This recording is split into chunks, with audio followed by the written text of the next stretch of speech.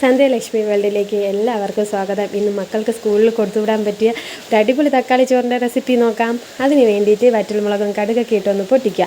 എന്നിട്ട് അതിലോട്ട് ഒരു 7 ചെറിയ ഉള്ളി ചെറുതായിട്ട് അരിഞ്ഞതും, ഒരു 4-5 അല്ലി വെളുത്തുള്ളി ചെറുതായിട്ട് അരിഞ്ഞതും, ഒരു പച്ചമുളക് ചെറുതായിട്ട് അരിഞ്ഞതും കൂടി ഇട്ടിട്ട് ഒന്ന് പച്ചമണം മാറുന്നത് വരെ ഒന്ന് വഴറ്റി കൊടുക്കുക.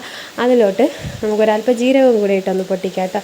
ജീരകവും കൂടി ഒന്ന് പൊട്ടി വരുമ്പോഴത്തേക്കും നമുക്കതിലോട്ട് ഒരു മീഡിയം അളവ് തക്കാളിയാണ് ചെറുതായിട്ട് അരിഞ്ഞത് കൂടെ ആഡ് ചെയ്ത് കൊടുക്കുക. ഇതുപോലെ ഒന്ന് വഴറ്റി കൊടുക്കുക. നന്നായിട്ടൊന്ന് ഉടയുന്ന രീതിയിൽ വരുമ്പോഴത്തേക്കും നമുക്കിതിലോട്ട് പൊടികളൊക്കെ ആഡ് ചെയ്ത് കൊടുക്കാം. മല്ലിപ്പൊടി, മഞ്ഞൾപ്പൊടി, മുളക് പൊടിയാണ് ഇതിലോട്ട് ആഡ് ചെയ്ത് കൊടുക്കേണ്ടത്. ഞാനിപ്പോൾ ഒരു 1/4 ടീസ്പൂൺ മുളക് പൊടിയും 1/2 സ്പൂൺ മല്ലിപ്പൊടിയും ഒരല്പം മഞ്ഞൾപ്പൊടിയും കൂടി ഇട്ട് ഒരു പച്ചമണം മാറുന്നത് വരെ ഒന്ന് വഴറ്റി കൊടുക്കുക.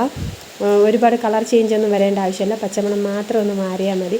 അപ്പോഴത്തേക്കും നമുക്കതിലോട്ട് ഒരല്പം വെള്ളം കൂടി ഒഴിച്ച് കൊടുക്കുക കേട്ടോ. തിക്കായിട്ടുള്ള രീതിയിൽ തന്നെ വെള്ളം ഒഴിക്കുക, ഒരുപാട് കൂടിപ്പോകരുത് കേട്ടോ. പിന്നെ ഞാനിത് എൻ്റെ മോൾക്ക് സ്കൂളിൽ കൊണ്ടുപോകാൻ്റെ അളവിന് മാത്രമാണ് ഉണ്ടാക്കുന്നത്. അപ്പോൾ നിങ്ങൾ ഒത്തിരി ഉണ്ടാക്കുകയാണെങ്കിൽ അതനുസരിച്ച് അളവുകളൊക്കെ കൂട്ടിയെടുക്കണേ. എന്നിട്ട് ഇതുപോലെ നന്നായിട്ടൊന്ന് തിള വരുമ്പോഴത്തേക്കും നമുക്കിതിലോട്ട് മല്ലിയില ആഡ് ചെയ്ത് കൊടുക്കാം കേട്ടോ. പിന്നെ ഇത് നല്ല മഴയാണ്, അതിൻ്റെ സൗണ്ടാണ് ഈ കേട്ടുകൊണ്ടിരിക്കുന്നത്. അപ്പോൾ മല്ലിയില കൂടി ഇട്ടിട്ട് ഇത് നന്നായിട്ടൊന്ന് തിളച്ച് വരുന്ന സമയത്ത് നമുക്ക് ചോറ് കൂടി ഇട്ട് കൊടുക്കാം കേട്ടോ. ചോറ് നമ്മൾ സാധാരണ ഏത് ചോറാണോ വീട്ടിലുണ്ടാക്കുന്നത് ആ ചോറ് ആഡ് ചെയ്ത് കൊടുക്കാവുന്നതാണ്. പിന്നെ ഉപ്പും മുളകും ഒക്കെ നമ്മൾ ഗ്രേവി തന്നെ ആദ്യം നോക്കിയിട്ട് വേണേൽ ചോറിട്ട് കൊടുക്കാൻ. ചോറിട്ടതിന് ശേഷം നമ്മൾ ഈ ഉപ്പൊന്നും ആഡ് ചെയ്യരുത് കേട്ടോ. എന്നിട്ടൊരു ചെറിയ സ്പൂൺ നെയ്യും കൂടെ ആഡ് ചെയ്ത് കൊടുക്കുമ്പോഴത്തേക്കും നമ്മൾ അടിപൊളി ടേസ്റ്റി ആയിട്ടുള്ള തക്കാളി ചോറ് റെഡി. അപ്പോൾ വീഡിയോ ഇഷ്ടമായാൽ സബ്സ്ക്രൈബ് ചെയ്യാൻ മറക്കരുതേ. ബായ്.